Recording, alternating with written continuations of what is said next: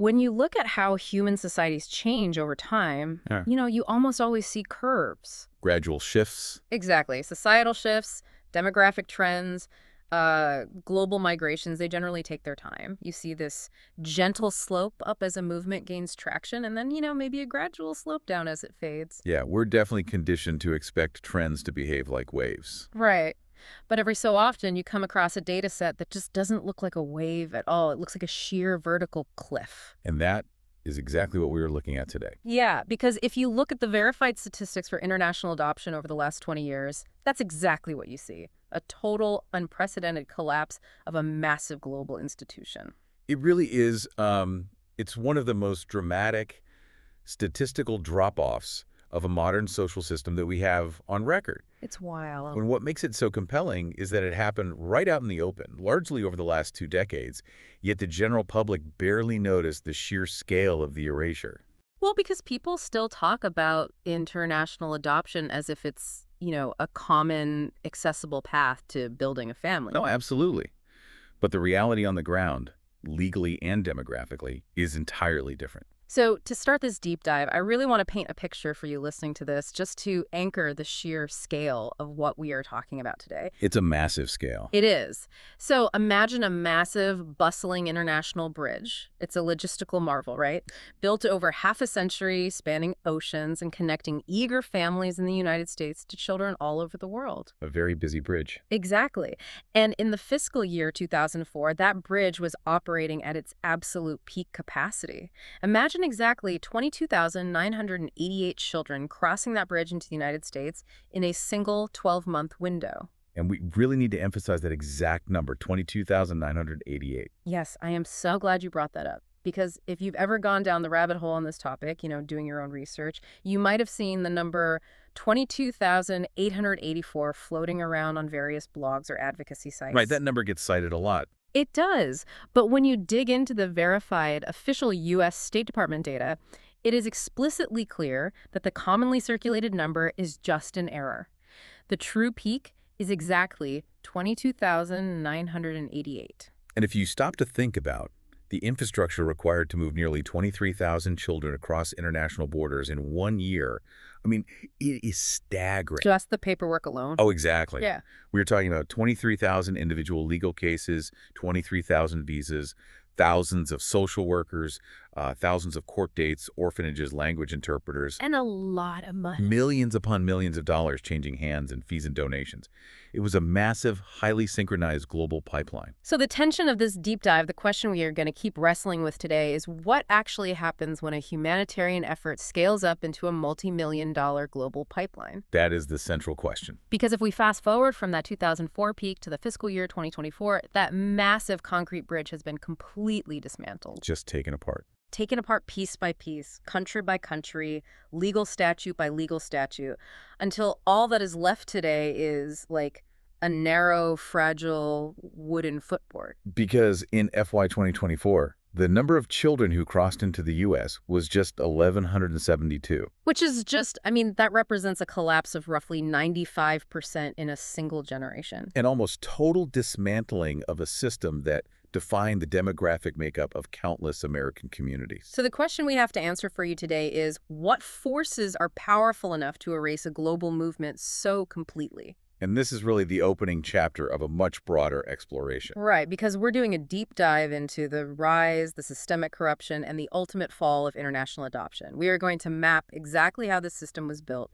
examine the peak of the boom, and then dissect the massive forces that brought it down. From geopolitical retaliation and sweeping international treaties to a deeply emotional reckoning led by the adoptees themselves. And we really want to make clear that we are approaching this with a very careful documentary register. Because it is an inherently emotional topic.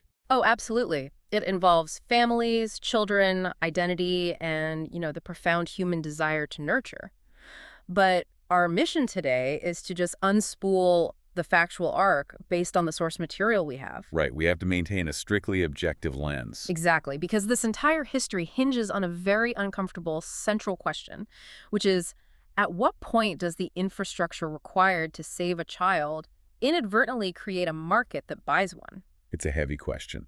And to even begin to untangle that, we really have to understand how the bridge was built in the first place. Right, because you don't just get to 23,000 children a year overnight. No, you don't. The origin of the modern international adoption system doesn't start in a boardroom or like a government agency. It starts in a war. Exactly. It starts in the wreckage of a mid-century war.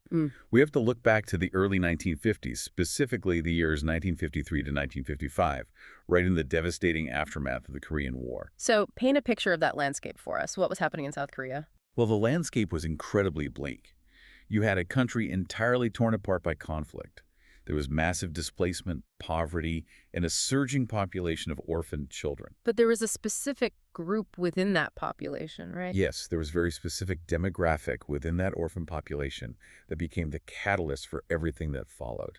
And that was the mixed-race children born to American servicemen and Korean women. Right, because the social stigma in Korea at the time against mixed-race children was just severe. It was. They were highly marginalized. They were excluded from the deeply patriarchal family registries and essentially just left without a place in society. And the initial push to bring these children to America wasn't part of some grand geopolitical strategy by the government. No, it was a grassroots movement. Exactly. It was a deeply emotional response to a highly visible humanitarian crisis, mostly spearheaded by individuals driven by profound religious conviction. And that brings us to the Holt family, right? Yes.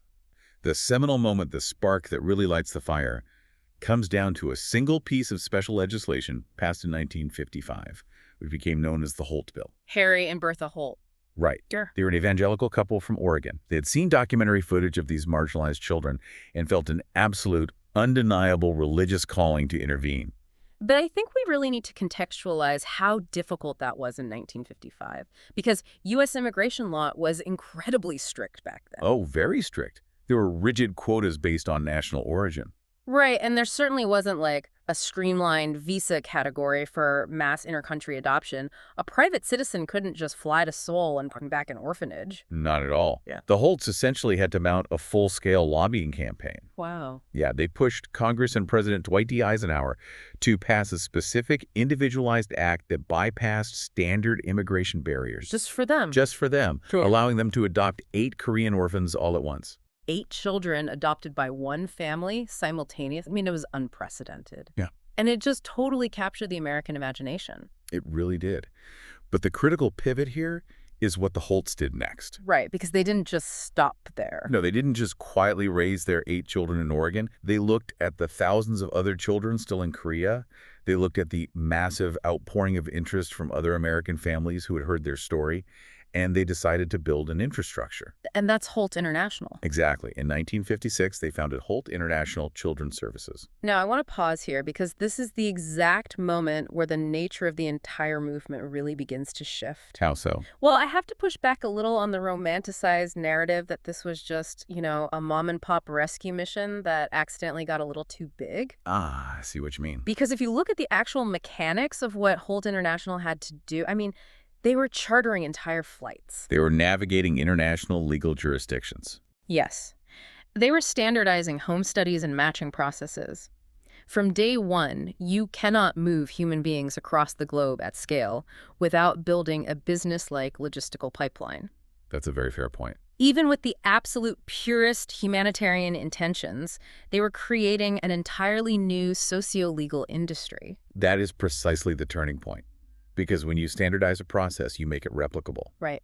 The template that Holt International built, navigating the sending country's legal system, coordinating with U.S. immigration, organizing the physical transport, standardizing the fees required to fund the operation, all of that became the blueprint. Blueprint for the boom. Exactly. Over the next few decades, that blueprint was adopted, adapted, and expanded by hundreds of other agencies operating in dozens of other countries. And when you combine that efficient new logistical pipeline with the cultural shifts happening in the West specifically, the rising awareness of infertility, the delay in marriage ages, and a growing cultural acceptance of building families non-biologically. You get a demographic explosion. Yeah. A total explosion.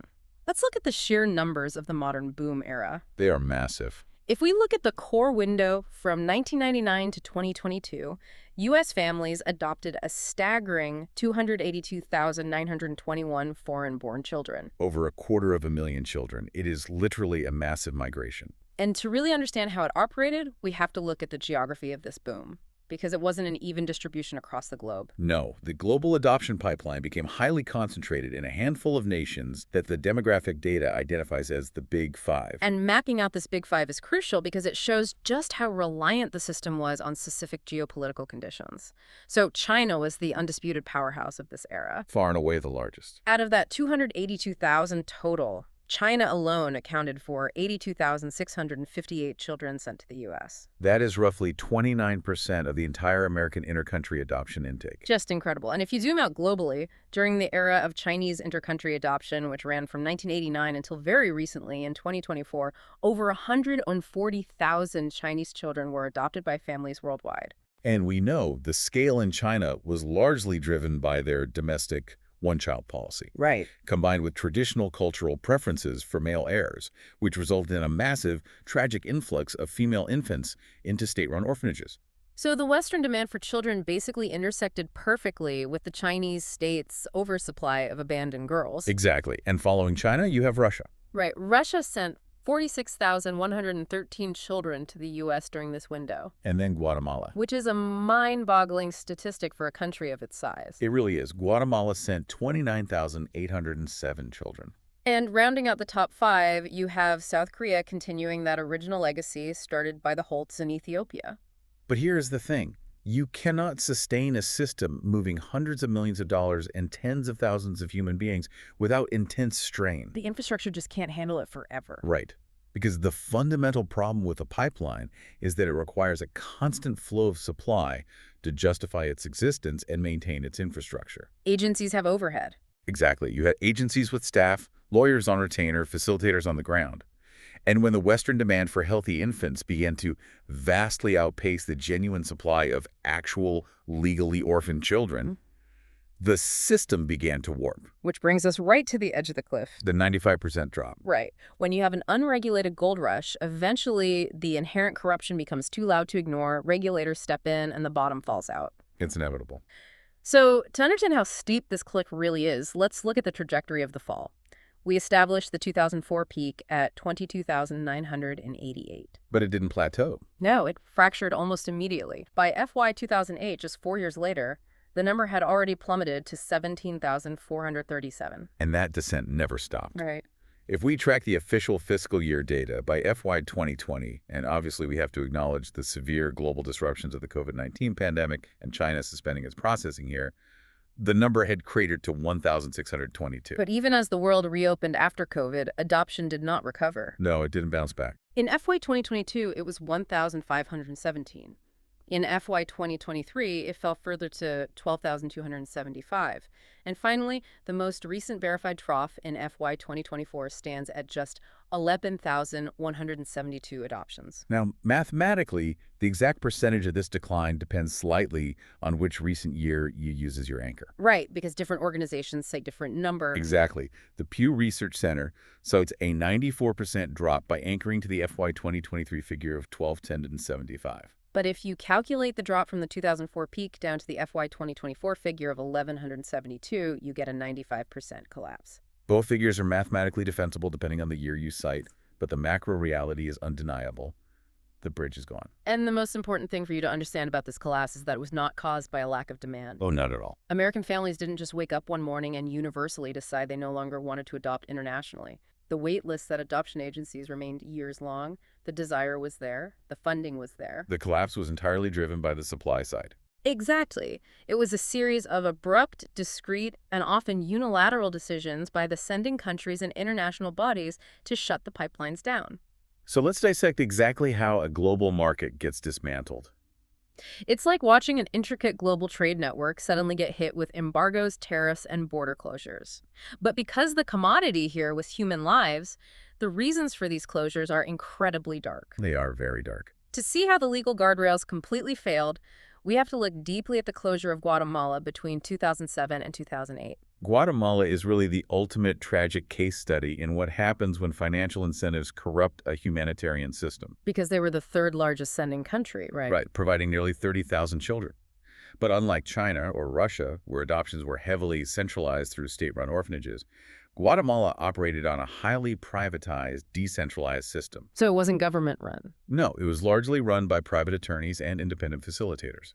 And when you introduce decentralized networks of facilitators into an impoverished country, and you tell them that wealthy Westerners will pay $30,000 to $40,000 to adopt a baby. You are creating a recipe for systemic human trafficking. Exactly. The demand for infants became so intense that the traditional definition of an orphan just ceased to matter. The market needed product.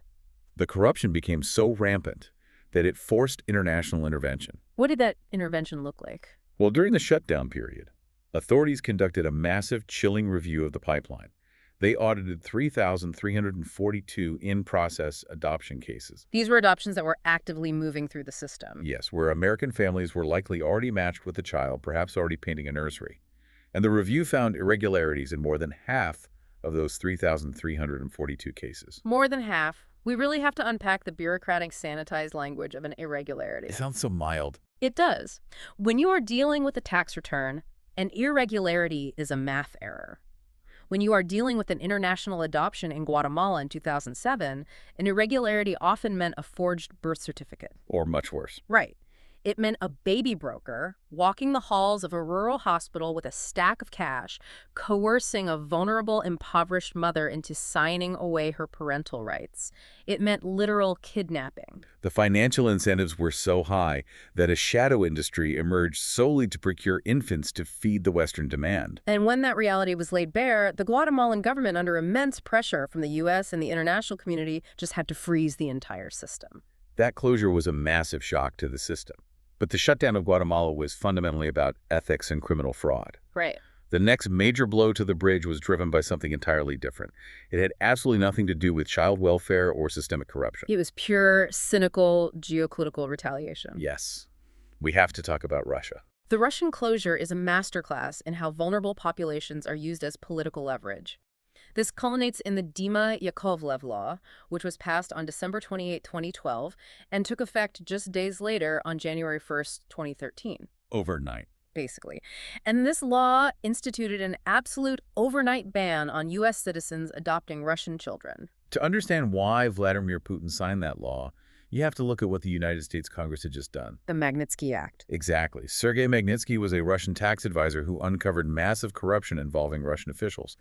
And he subsequently died in a Moscow prison after being denied medical care and severely beaten. Awful.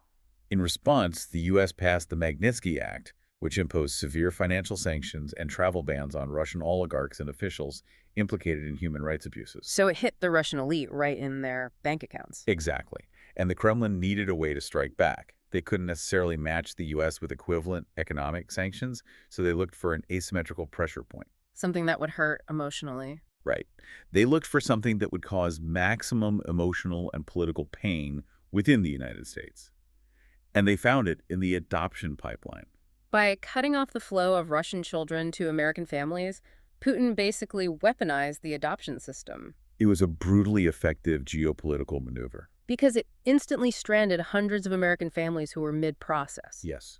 You had families who had already traveled to Russia, who had met the children they were going to adopt, who suddenly found themselves legally barred from ever bringing those children home. The children were essentially held hostage to a diplomatic dispute over financial sanctions. It's tragic. So the bridge loses Guatemala to corruption and fraud. It loses Russia to political warfare. And the dominoes keep falling. In 2018, Ethiopia, grappling with its own rising concerns over unregulated agencies, fraud, and the welfare of children placed abroad, instituted a complete ban on foreign adoptions. And then we reached the two most monumental closures, which effectively signal the end of the entire era. China and South Korea. Yes.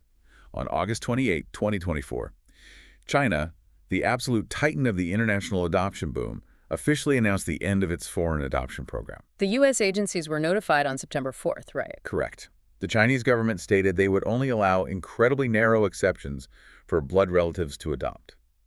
This was the final closure of a massive pipeline that had defined intercountry adoption since 1989. And looking just ahead of that, South Korea, the very country where Harry and Bertha Holt started this entire global movement back in 1955, announced that by July 2025, it will end private international adoptions entirely. So the big five sending countries have essentially all bolted their doors shut. But we can't look at these closures solely as isolated independent events. They were happening against the backdrop of a massive shift in international law. Right, there was an overarching legal framework that fundamentally changed the math of the global adoption market. The Hague Convention. Yes, the Hague Convention on Protection of Children and Cooperation in Respect of Intercountry Adoption.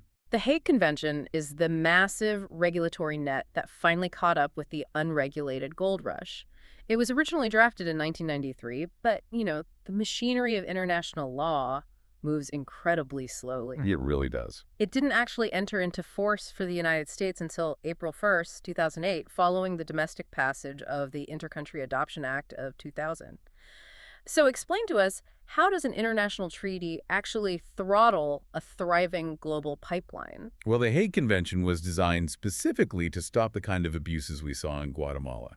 It was an enforced ethical tightening. Because before that, it was the Wild West. Basically, before The Hague, an adoption agency could essentially set up a shingle, hire a guy on the ground in a developing nation, and start moving kids. Wow. The Hague mandated that every participating country establish a central authority to oversee adoptions. In the U.S., that is the State Department's Office of Children's Issues. So it added a layer of major oversight. Yes. It required strict, rigorous accreditation for any agency handling international cases.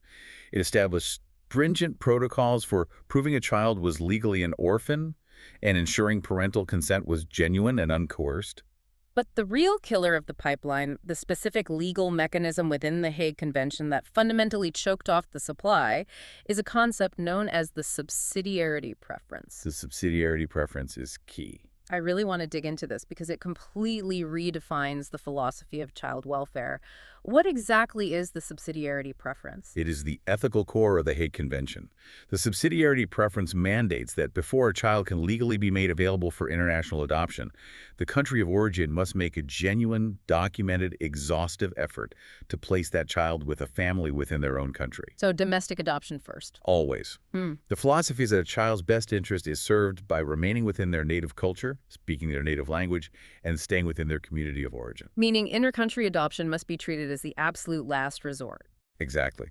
Sending a child across the globe to be raised by foreigners is the final option, not the first. Which is a profound shift from the 1990s mentality, where international adoption was viewed as the default, heroic first option. It completely flipped the script. And when you enforce the subsidiarity preference, it intersects perfectly with a major global economic trend. Economic development. Right.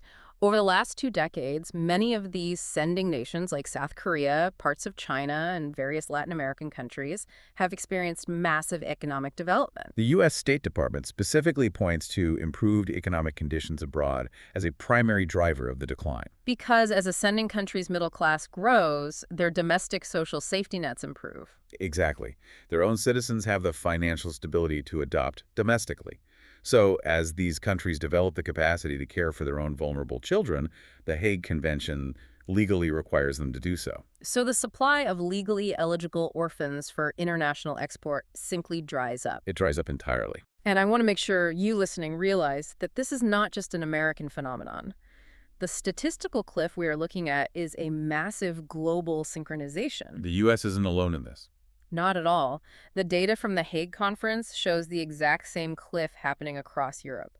France saw its intercountry adoptions plummet from a peak of 4,079 in 2004 down to just 103 adoptions in 2024. That's a massive drop. Spain experienced a 96% drop over a similar time frame. And the Netherlands is currently executing a plan to phase out international adoption entirely by 2030. And Denmark essentially reached the end of the line when its sole remaining international adoption agency closed its doors in 2024. So the bridge wasn't just dismantled in the U.S. The entire global architecture of intercountry adoption was taken down. So we have the geopolitical bans, we have the Hague Convention's ethical tightening, and we have global economic development reducing the supply. But there is a fourth force. And honestly, this is the most profound, emotionally devastating driver of the entire collapse. Because the system didn't just face pressure from regulators and politicians on the outside, it faced a massive reckoning from the inside. We have to talk about the adoptees themselves. Yes. Because the infants and toddlers who were moved across the globe during the massive boom of the 80s, 90s, and early 2000s grew up. They became adults. They learned the languages of their adoptive countries, they pursued higher education, they formed incredible digital and organizational networks. And they started demanding answers. For decades, the entire narrative of international adoption was controlled by the adults who built the system, right? The adoptive parents, the agency directors, the politicians. And their narrative was simple. Yeah. This is an unambiguous rescue. Yeah. A beautiful story of salvation. But when the adoptees found their voices, they completely reframed that narrative. They shifted the focus from, look at this beautiful rescue, to, let's look at the paperwork. And what they found in their paperwork sparked a global reckoning. Because the adult adoptee community began pressing governments for truth and reconciliation investigations. They demanded that the countries that sent them and the countries that received them face intense ethical scrutiny. And their advocacy actually led to genuine historic breakthroughs. One of the most significant milestones recently occurred in March of 2025. Right, with the South Korean Truth and Reconciliation Commission, or the TRC. The findings of this TRC are just a watershed moment in the history of international adoption. What did they find? The commission officially found the South Korean government responsible for historical fraud and systemic abuse within its adoption program. Wow. They basically validated exactly what adult adoptees had been screaming into the void for years, that the system was fundamentally corrupted by falsified records, fabricated orphan statuses, and institutional coercion. We do need to carefully contextualize the specific data from that TRC report, though, because the scope is fiercely contested. Right. What were the exact numbers? The Commission confirmed these severe violations in 56 out of 367 reviewed cases. Now, a skeptic might look at that and say, okay, 56 cases out of a system that moved hundreds of thousands of kids. That's a tiny fraction. Yes, but we have to explain why that statistic is actually so heavy. Because this was an interim report. Exactly. The probe was suspended before they could review thousands of other pending applications. So finding verified state-sponsored fraud in 56 out of an initial sample of 367 is a massive statistical red flag. It proves that the irregularities weren't just clerical errors. They were baked right into the state machinery. For adoptee advocates, this TRC finding is just the visible tip of an enormous submerged iceberg of fraud. And we have to sit with the psychological reality of what this means for an adult adoptee. It's devastating. Imagine spending your entire life carrying the narrative that you were abandoned, that you were an orphan who was lucky to be saved. You were raised in a culture that implicitly demands your gratitude. Right. But then, as an adult, you investigate your origins and discover that your paperwork was forged. Your birth date was fabricated to make you more marketable. Your original name was erased. Your biological parents might have been told you died, or they might have been financially coerced by a broker. I mean, the psychological weight of that is almost incomprehensible. Your entire identity, your presence in your adoptive family, your legal status, it all might be built on a crime committed against your biological family. The existential trauma of realizing you were treated as an exportable commodity fractures the foundation of who you are. And these adoptees are forced to carry the emotional burden of a corrupt system that they had absolutely zero control over. They were infants. And as if that profound psychological and historical burden wasn't enough, there is a literal ongoing legal crisis that has emerged from this era. A crisis that most people don't even know exists. This is a reality that remains entirely invisible to the general public, but it is perhaps the darkest legacy of the entire adoption boom. We have to examine the citizenship gap. The citizenship gap. This is one of those legal realities that sounds like a dystopian fiction until you see the actual laws on the books. It's hard to believe it's real. We are talking about adult adoptees, people who were legally adopted by American citizens, brought to the United States as children, raised in American homes, who are currently living without legal citizenship status in the United States. To understand how this bureaucratic nightmare was created, we have to look at the Child Citizenship Act of 2000, which officially took effect on February 27, 2001. Now, the intention of this law was actually good. It was. It was meant to fix a broken system by automatically granting U.S. citizenship to qualifying foreign-born children adopted by U.S. citizens. Right, because before this act, an adoption decree from a foreign country or even a U.S. court did not automatically make the child a citizen. No, the adoptive parents had to file a completely separate, expensive, and complex set of naturalization paperwork with immigration services. And naturally, many parents didn't do it. Maybe they got bad advice from their agency, maybe they couldn't afford the fees, or maybe they just logically but incorrectly assumed that adopting a child legally made them an American. So Congress passes the 2000 Act to fix it. But what was the fatal flaw? The fatal flaw was the effective date and the lack of retroactivity. Okay, break that down. The law stated that automatic citizenship would be granted to adoptees who were under the age of 18 on the exact day the law went into effect, February 27, 2001. Let me do the math on that. If you were an international adoptee brought here as a toddler in the 1980s, and you happened to turn 18 on February 26, 2001, just one day before the law took effect, You were completely excluded. you got nothing. Exactly. The law was not retroactive for anyone who had already aged into adulthood. So an entire generation of older adoptees was completely left out. Yes, because their parents had failed to complete the separate naturalization paperwork when they were children, and because Congress drew a hard, non-retroactive line in the sand, these individuals fell right into the citizenship gap. Legally, they are considered resident aliens or entirely undocumented in the only country they have ever known. I want to walk through the real-world consequences of this because it is terrifying. Yeah, paint that picture. You have a 40-year-old adult, raised in Ohio, speaking only English, married to an American, paying U.S. taxes. But they don't have a U.S. passport. What happens when the system catches up to them? The ultimate consequence is deportation, Yes. because these cases fall under the jurisdiction of USCIS, United States Citizenship and Immigration Services. Because these adoptees lack citizenship, they are subject to the same strict deportation laws as any other non-citizen. And the laws are incredibly harsh. Very harsh. If an adoptee without status commits a crime, and under immigration laws passed in the 1990s, even relatively minor offenses like drug possession or writing a bad check can be classified as an aggravated felony for immigration purposes. They're suddenly thrust into deportation proceedings. Right. An American citizen who commits the exact same crime would pay a fine or serve a short sentence and go home to their family. But the adoptee is ordered deported. Deported back to a country they haven't seen since they were 6 months old. Yes. Adoptees have been physically deported back to South Korea, to Brazil, to Guatemala, countries whose languages they do not speak, cultures they do not understand. They're permanently exiled from their American spouses, their American children, and the adoptive families who brought them here in the first place. All because of an administrative oversight 30 years ago and a loophole in a congressional act. It is a staggering injustice. How many adoptees are currently trapped in this gap? The lack of official data is almost as shocking as the gap itself. The U.S. government literally does not know. They don't have a count. They do not have a precise count because the agencies that process the visas and the courts that finalize the adoptions were completely decentralized. So we only have estimates. Right. The commonly cited estimates range from 18,000 to as high as 75,000 adoptees currently living in the U.S. without citizenship.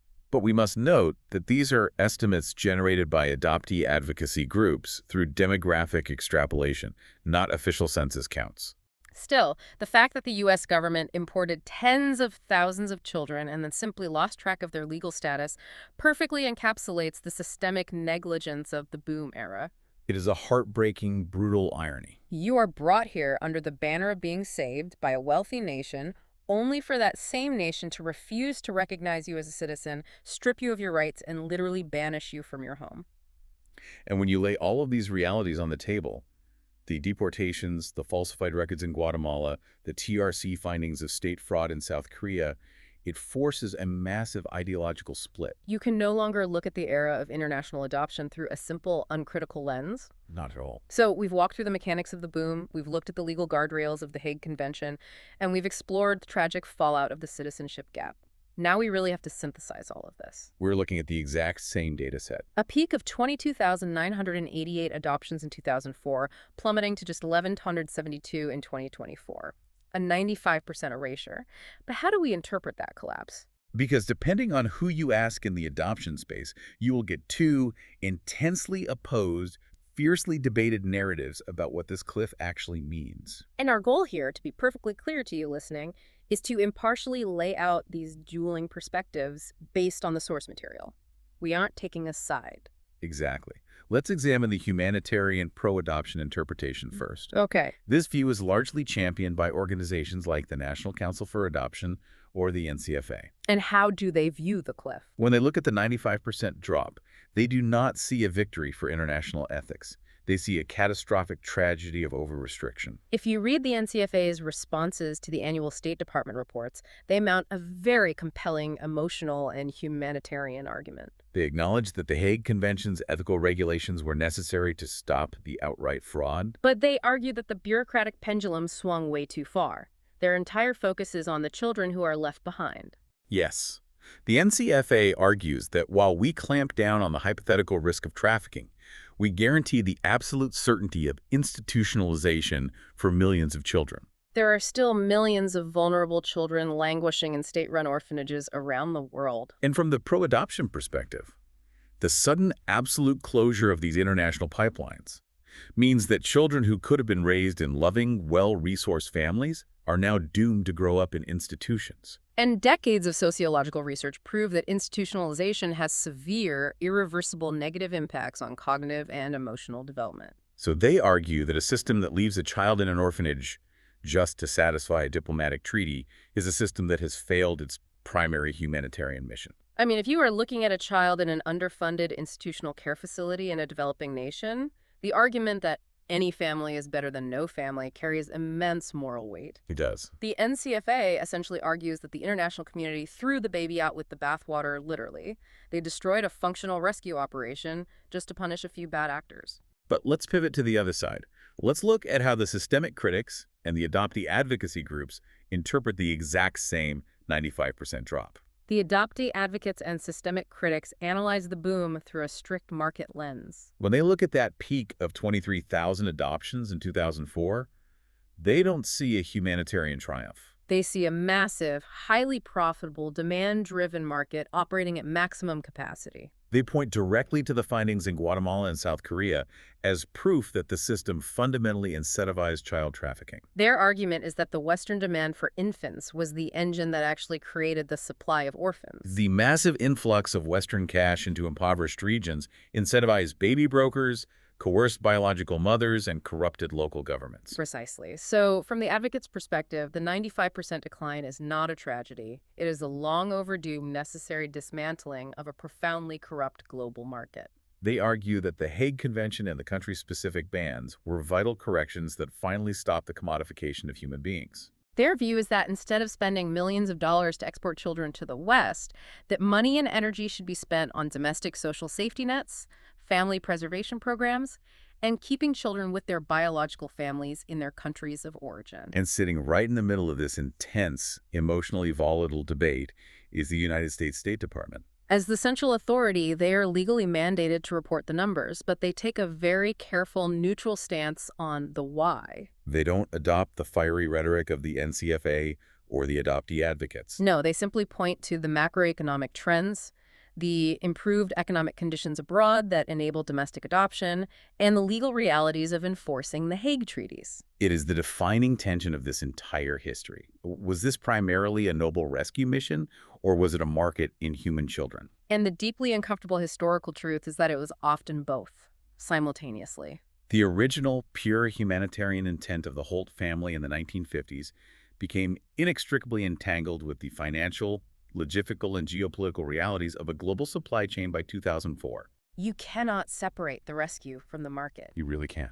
As we close out this deep dive, I want to pull all of these threads together and look at the macro arc we've just traveled. We covered a lot of ground. We started in the ashes of the Korean War, watching a grassroots religious conviction give birth to a massive legal and logistical framework. We watched that framework scale up over decades, ballooning into a global pipeline that brought exactly 22,988 children to the U.S.